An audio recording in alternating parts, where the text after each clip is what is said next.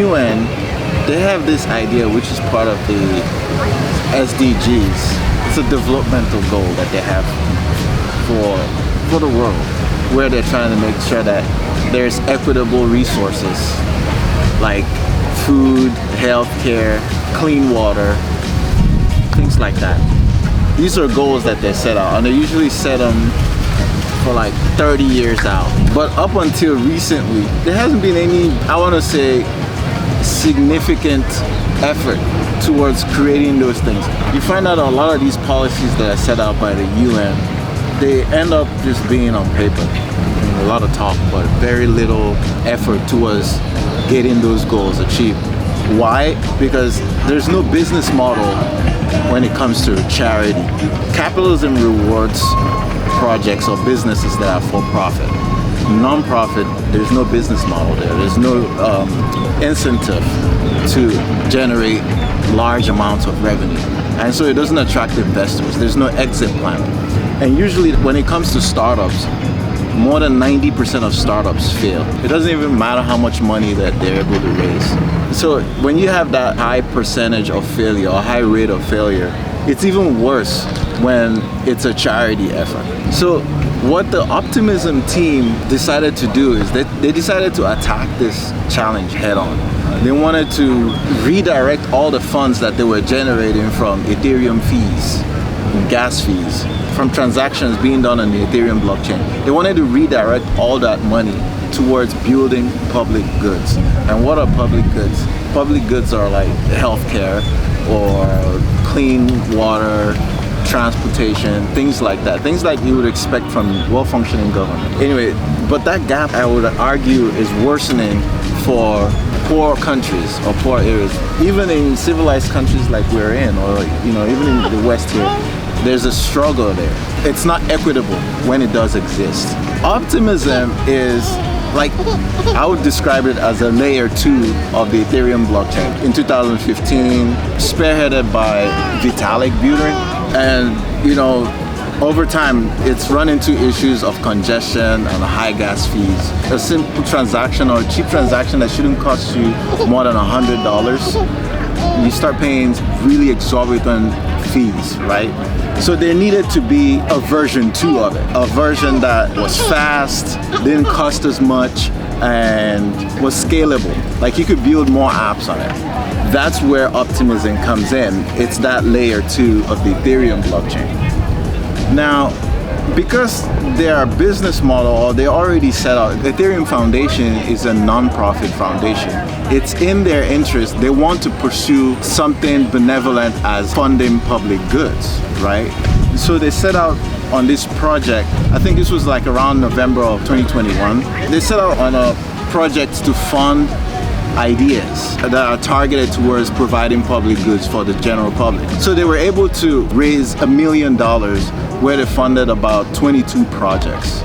And if you go to Vitalik's website, you can see a list of those projects. One of them is EtherScan.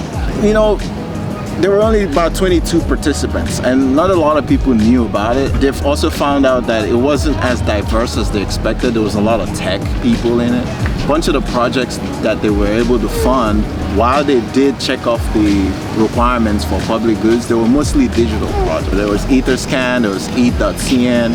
EtherScan I'm very familiar with. It gives you an easily accessible ledger of all the transactions on the Ethereum blockchain.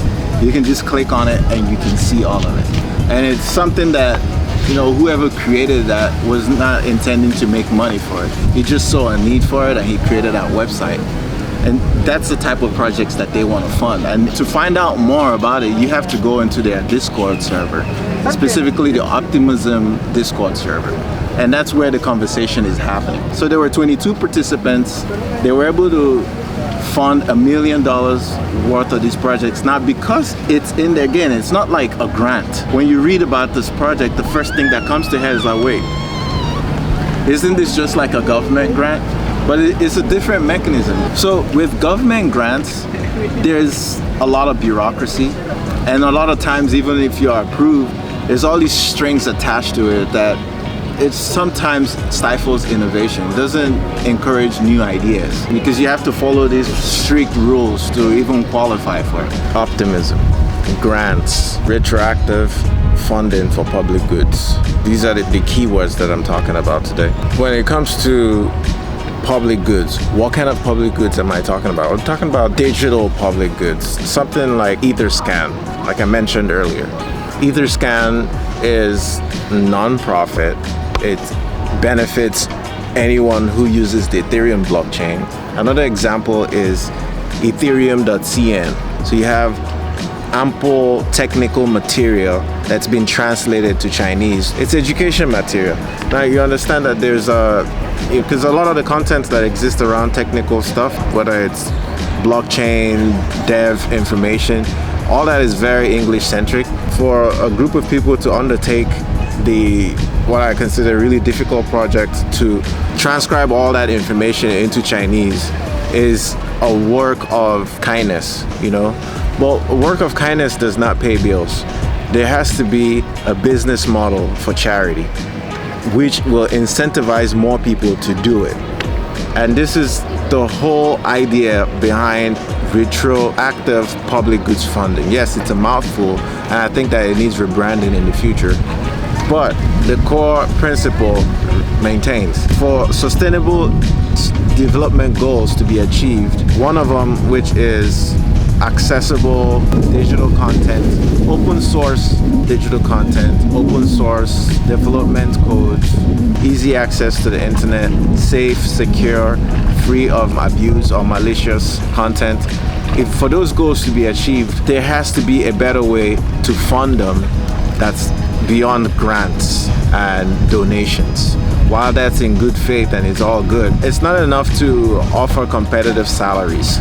So you find a lot of the really smart software developers go into for-profit organizations like Apple and Microsoft, attractive type of developers because they can pay competitive salaries. So how do you incentivize people and entrepreneurs to go into the direction of building public goods?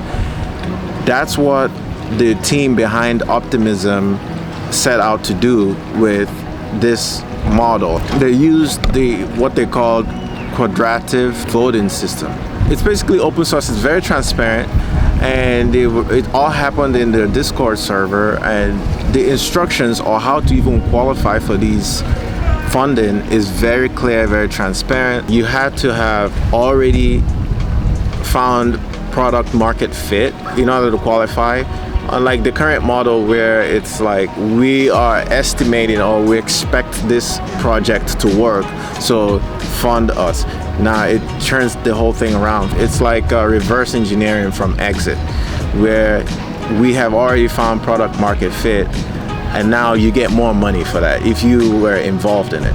So that was the whole idea behind it. There's a lot more to it. If you want to find out, I'm gonna leave a link in the description so you can dig into it. I find it to be the next blue ocean. If you're interested in participating in benevolent projects that are building infrastructure for marginalized people, this is a great opportunity. Whether you are the entrepreneur to spearhead it, or you want to work in a company that's already doing something like this, I would encourage you to read more into it. Follow me, because I'm going to research further and I'm going to bring you the content as I find them. So subscribe to the channel and like the video, share it, and leave a comment about what you think. I think that it's huge and you want to find out more.